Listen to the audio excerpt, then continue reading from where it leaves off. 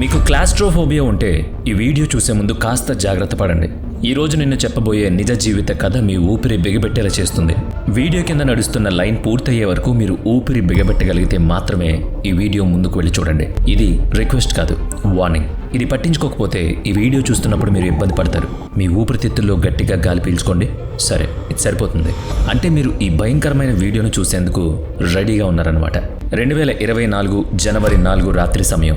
Christopher, Frederick అనే ఇద్దరు అనుభవజ్ఞులైన డైవర్లు బెల్జియంలోని ప్లేట్ టెయిల్ రిజర్వాయర్లో డైవ్ చేయడానికి వెళ్లారు. అది ఒక పెద్ద హైడ్రో ఎలక్ట్రిక్ డ్యామ్ కింద ఉన్న సరస్సు. ఆ డ్యాంలో ఎలక్ట్రిసిటీ జనరేట్ చేయడం కోసం నీటిని లాగే 4 పెద్ద టర్బైన్లు ఉంచారు. అయితే ఎటువంటి వార్నింగ్ లేకుండా ఆ టర్బైన్లు ఎప్పుడైనా ఆన్ అయ్యే ప్రమాదం ఉంది.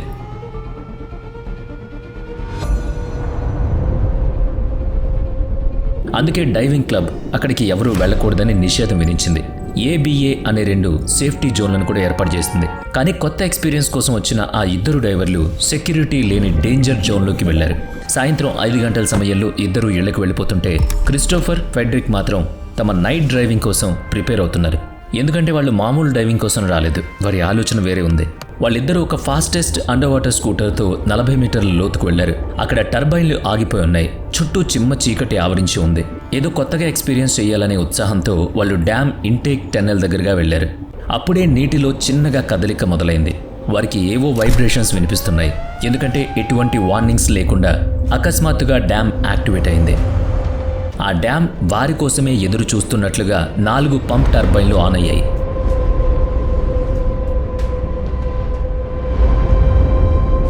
సెకనుకు 106 క్యూబిక్ మీటర్ల స్పీడ్తో ఆ టర్బైన్స్ నీటిని తమ వైపు లాక్కోవడం మొదలుపెట్టాయి. ఆ ఫోర్స్కి రియాక్ట్ అయ్యే సమయం కూడా వాళ్ళకి దొరకలేదు.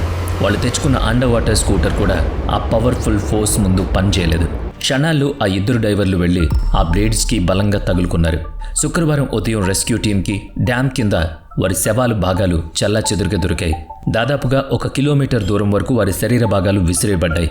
అసలు డెల్టా పీ ప్రిపరేషన్ లేదా డిఫరెన్షియల్ ప్రెషర్ ఎంత ప్రమాదకరమో లేక్ ఆలివ్ డ్యామ్ ఘటన చూస్తే మీకు అర్థం అవుతుంది. గోప్రో కెమెరాలో రికార్డ్ అయిన ఆ ఘటనలు డైవర్లు నీటిలోకి వెళ్లే ముందు అన్ని సేఫ్టీ చెక్ లిస్ట్ను, వాల్ స్విచ్ను డబుల్ చెక్ చేశారు. అలెక్స్ అనే డైవర్ సరస్సుకు కనెక్ట్ అయి ఉన్న వాటర్ ఫోల్ ఛాంబర్లోకి ఎంటర్ అయ్యాడు. ఒక చైన్ సాయంతో అతను మెల్లగా కిందికి దిగుతున్నాడు. అతని హెల్మెట్కు ఉన్న కెమెరాలో అంతా రికార్డ్ అవుతోంది. అంతా నార్మల్గానే అనిపించినా సడన్ గా అతని బాడీని ఏదో అదృశ్య శక్తి కిందకు లాగుతున్నట్లు ఫీల్ అయ్యాడు. డ్యామ్ దగ్గర ఏదైనా ఫోర్స్ లాగితే అది ఎంత డేంజరో అలెక్స్కి బాగా తెలుసు. అతను దాని గురించి ఆలోచిస్తుండగానే అతని కుడి చెయ్యి ఒక చిన్న పైప్ వైపు లాగబడింది. దాదాపుగా 850 పౌండ్ల ప్రెషర్ అతన్ని లోపలికి లాగుతుంటే అతను నేను ఇరుక్కుపోయానంటూ గట్టిగా అరవడం మొదలుపెట్టాడు. అతని ఒక చెయ్యి 10 అంగుళాల పైప్లోకి ఇరుక్కుపోయింది. ఆ డెల్టా పీ ప్రెషర్ ఎలా ఉంటుందంటే ఒక చేత్తో ఆగిపోయిన కారును పైకి ఎత్తినంత ఫోర్స్ ఉంటుంది. ఆ ఫోర్స్ వల్ల అతని ఊపిరితిత్తులు ముడుచుకుపోయాయి. పైన ఉన్న కోవర్కర్స్ అంతా షాక్ అయ్యారు. అన్ని డబుల్ చెక్ చేసిన తర్వాత కూడా అలెక్స్ను లాగుతున్న ఆ ఇన్విజిబుల్ ఫోర్స్ ఏంటని వాళ్ళు వెతకడం మొదలుపెట్టారు. అప్పుడు వాళ్ళకి లిస్ట్లో లేని ఒక హిడెన్ పైప్ కనిపించింది. అది నేరుగా పెన్స్టాక్ టన్నెల్కి కనెక్ట్ అయి ఉంది. ఆ వాల్ బంద్ చేయడానికి దాదాపుగా 30 నిమిషాల సమయం పట్టింది. కానీ అప్పటికే జరగాల్సిన నష్టం జరిగిపోయింది. కొన్ని నిమిషాల్లోనే అలెక్స్ స్పృహ కోల్పోయాడు. ఆ ప్రెషర్ కారణంగా అతని శరీరం, ఛాతీ నలిగిపోయి చాలా బాధాకరమైన మరణాన్ని అనుభవించాడు. ఇదంతా వింటేనే భయంగా ఉంది కదా, కానీ నేనిప్పుడు చెప్పబోయే కథ మీ ఊపిరి ఆగిపోయేలా చేస్తుంది. ఇది కేవలం మాటల కోసం చెప్పడం కాదు, లేదా నిజంగా మీకు శ్వాస ఆపేయడంతో సమానం కూడా కాదు. ఇది నిజంగానే విన్నప్పుడు శ్వాస ఆగిపోతుంది. ఇంతకుముందు లంగ్స్ టెస్ట్ పాస్ అయిన వాళ్ళు మాత్రమే ఈ కథలో ముందుకు వెళ్ళండి. ఈ స్టోరీ గురించి మీరు షార్ట్స్ లేదా వీడియోలో చూసుండొచ్చు, కానీ అందులో పూర్తి డీటెయిల్స్ ఉండవు. ఆ భయంకరమైన నిజాన్ని ఒక షార్ట్ వీడియోలో చెప్పడం చాలా కష్టం. కాబట్టి కాస్త గుండె నిబ్బరంతో వినండి.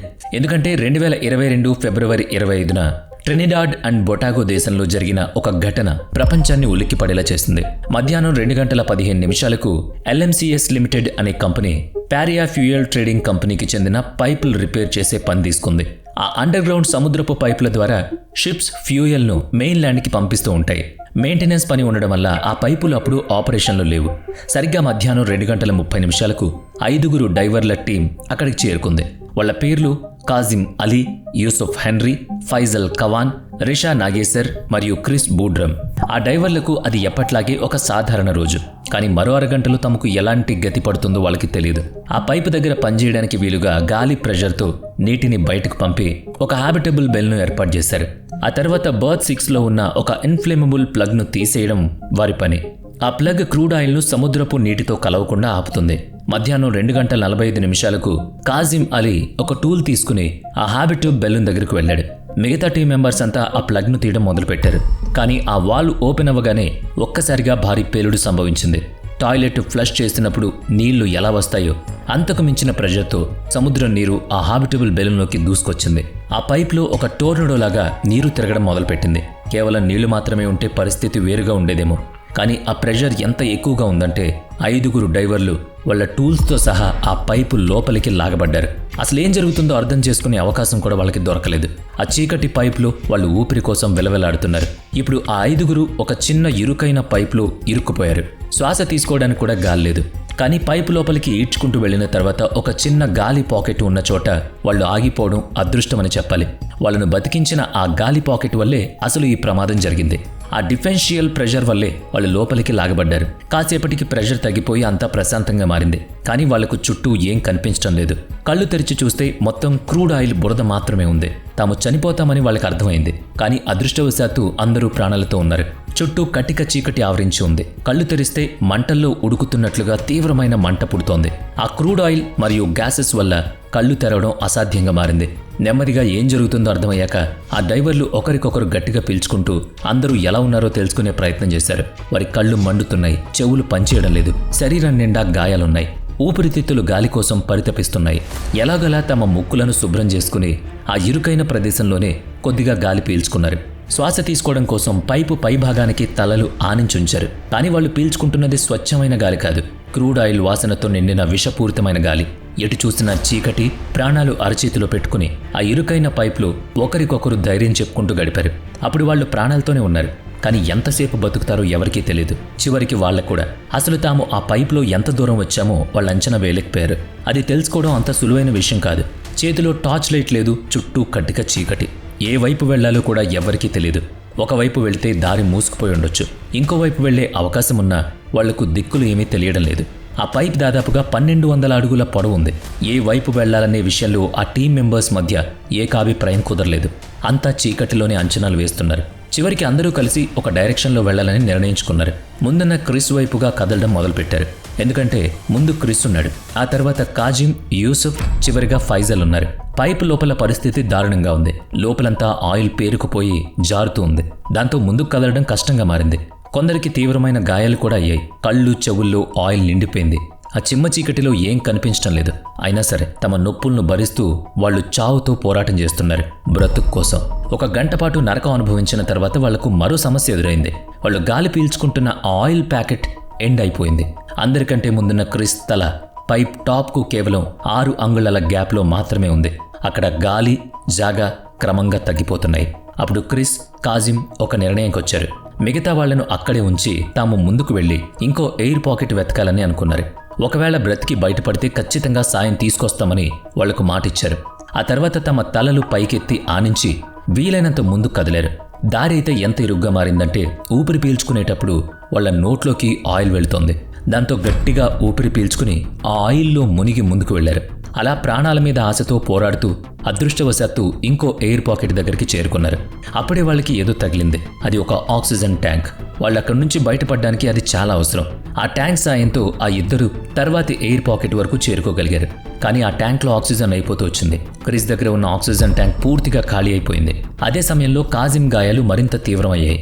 అతను వేగంగా ముందుకు కదలలేకపోతున్నాడు. అప్పుడు కాజిం తన దగ్గర మిగిలి ఉన్న ఆక్సిజన్ ట్యాంక్ను క్రిస్కి ఇచ్చాడు. నవ్వుతూ, నువ్వు బ్రతికితే మమ్మల్ని మర్చిపోకు అని చెప్పాడు. ఆ ఆక్సిజన్ ట్యాంక్ పైభాగం విరిగిపోయింది.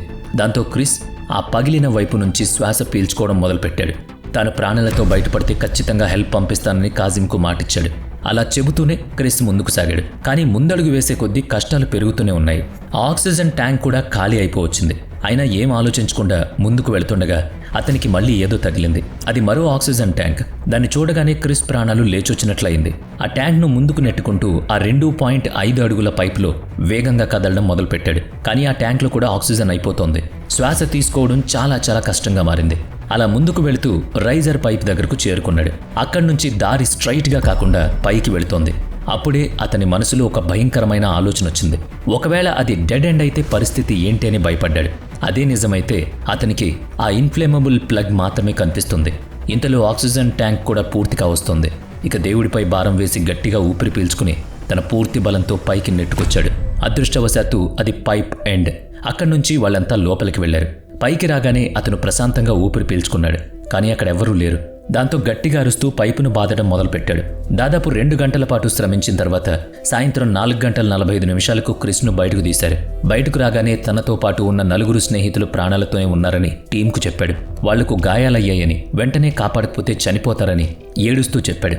తన స్నేహితులను ఖచ్చితంగా కాపాడతారని క్రిస్ ఒక నమ్మకంతో ఉన్నాడు. అప్పటి వరకు LMCS టీంకి లోపల ఎవరైనా బ్రతికున్నారని నమ్మకం లేదు. కానీ క్రిస్ ప్రాణాలతో తిరిగి రావడంతో వాళ్లలో ఆశ చిగురించింది. వెంటనే ఒక డైవర్స్ టీంను రెడీ చేసి సముద్రంలోకి పంపారు. వాళ్ళు పైపును కొట్టి చూశారు. కానీ లోపల నుంచి ఎలాంటి రెస్పాన్స్ లేదు. మళ్ళీ వేరే చోట నుంచి కొట్టి చూశారు. ఇప్పుడు కూడా ఏ రెస్పాన్స్ లేదు. కానీ కాసేపటికే లోపల నుంచి వాళ్లకు రిప్లైలు వినిపించాయి. అంటే వాళ్ళు ఇంకా ప్రాణాలతోనే ఉన్నారని అర్థం. బయట ఎవరో తమ కోసం ప్రయత్నిస్తున్నారని పైప్ లోపల చిక్కుకున్న ఆ డైవర్లకు ఆ శబ్దం వినగానే చాలా ఊరటనించింది. Professional divers oxygen tanks, lights తీసుకుని తమను కాపాడేందుకు వస్తారని వాళ్ళు ఆశపడ్డారు. పైన షిప్ మీద ఎవాక్యుయేషన్ ప్లాన్ జరుగుతుందని అనుకున్నారు. కానీ సమయం గడుస్తున్నా ఎవరూ రాలేదు. దాంతో వాళ్లల్లో ఉన్న ఆశలన్నీ నెమ్మదిగా తగ్గుతున్నాయి. లోపల ఇరుక్కున్న స్నేహితులు గాయాలతో, గాలి అందక ఆ ఆయిల్ వాసనతో నరకం అనుభవిస్తున్నారు. ప్రతి క్షణం ప్రాణాల కోసం పోరాడుతూనే ఉన్నారు. గట్టిగా అరుస్తూనే ఉన్నారు. అయినా ఎవరూ రాలేదు. ప్రతి గంటకు కార్బన్ డయాక్సైడ్ లెవెల్స్ పెరుగుతున్నాయి. ఒక్కసారి ఊహించుకోండి, మీరు బెడ్ మీద పడుకుని తలపై నుంచి బ్లాంకెట్ కప్పుకున్నారు. చుట్టూ చీకటిగా ఉంది. మీరు పీల్చుకునే గాలి కార్బన్ డయాక్సైడ్గా మారుతుంది. మీకు ఊపిరి ఆడడం లేదు. ఆ సమయంలో ఆ బ్లాంకెట్ తీయడం మీ చేతుల్లోనే ఉంటుంది. కానీ వాళ్ళ చేతుల్లో ఏమీ లేదు. స్వచ్ఛమైన గాలి కోసం వాళ్ళు తల్లడిల్లుతున్నారు. ఆ గాలి వాళ్లకు దక్కలేదు. కొన్ని వందల అడుగుల దూరంలో వాళ్ల ప్రాణాలు నిలబడే అవకాశం ఉన్నా ఎవరూ కాపాడడానికి రాలేదు. అది వాళ్లకు ఎంత నరకప్రాయంగా మారిందంటే ఊహకందనంత. లోపలికి వెళ్లడం వల్ల మల్టీ డెల్టా ప్రెషర్ క్రియేట్ అవుతుందని, అందుకే సేఫ్టీ లేక రెస్క్యూ ప్లాన్ ఆపేశామని కంపెనీ చెప్పుకొచ్చింది. తమ తోటి వాళ్ళని కాపాడేందుకు కొందరు ప్రొఫెషనల్ డైవర్స్ రిస్క్ చేయడానికి ముందుకొచ్చిన మేనేజ్మెంట్ వాళ్లను అనుమతించలేదు. ఒక విషయం మాత్రం స్పష్టంగా తెలిసింది. క్రిస్ బయటకు వచ్చిన శుక్రవారం సాయంత్రం 5 గంటల వరకు వాళ్ళంతా ప్రాణాలతో ఉన్నారు. ఆ తర్వాత 48 గంటల పాటు పైప్లో నుంచి ఎవరో కొడుతున్న శబ్దం వినిపిస్తూనే ఉంది. ఆటోప్సీ రిపోర్ట్స్ ప్రకారం కొందరు శనివారం వరకు, మరికొందరు సోమవారం వరకు కూడా బ్రతికే ఉన్నారు. బహుశా వాళ్ళు గాయాల వల్ల చనిపోయి ఉండొచ్చు, లేదా ఆక్సిజన్ అందక మరణించుండొచ్చు. దారి వెతుకుతూ అలసిపోయి ప్రాణాలు విడిచుండొచ్చు. ఈ సంఘటన తర్వాత ఏ కంపెనీ కూడా ఆ డైవర్ల కుటుంబాలకు అండగా నిలవలేదు. ఎలాంటి పరిహారం ఇవ్వలేదు. న్యాయం జరగడం మాట అటుంచితే ఎవరిని బాధ్యులను చేయలేదు. ఎవరిపైనా క్రిమినల్ కేసు నమోదు కాలేదు. కేవలం పొలిటికల్ గెయిన్ కోసం 2025 ఏప్రిల్లో ప్రభుత్వం ఆ 4 డైవర్ల కుటుంబాలకు, అలాగే క్రిస్కు మనిషికి $1,25,00,000 పేమెంట్ ఇచ్చి చేతులు దులిపేసుకుంది. ఆ పైప్ లోపల వాళ్ళు గడిపిన ఆ ప్రతి సెకను వాళ్లకు ఒక రోజులా అనిపించుండొచ్చు. నేను ఆ పరిస్థితిని ఊహించలేకపోతున్నాను. అందుకే ముందే చెప్పా, ఈ వీడియో చూసే ముందు ఊపిరి బిగబెట్టండి అని. వీడియో నచ్చితే లైక్ చేయండి, షేర్ చేయండి. ఇప్పటి వరకు మన ఛానల్ని సబ్స్క్రైబ్ చేయనట్లయితే ఇప్పుడే సబ్స్క్రైబ్ చేసుకుని పక్కనే ఉన్న బెల్ ఐకాన్పై క్లిక్ చేయండి. నెక్స్ట్ వీడియోలో మళ్ళీ కలుద్దాం. Thanks for watching.